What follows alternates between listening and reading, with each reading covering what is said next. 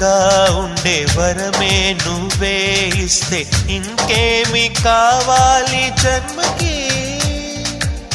మచ్చలేని చంద్రుడిని మాట రాక చూస్తున్నా, వరస కాని బంధుని చొరవ చేసి అంటున్నా, ఇంకెప్పుడు ఒంటరినని అనరాదని, నీకు సొంతం అంటే నేనేనని.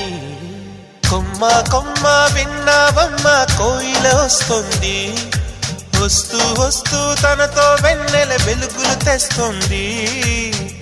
ఏవమ్మ మరుమల్లి తోరణాలు కడతావా, చిలకమ్మ ఎదురేగి స్వాగతాలు చెబుతావా.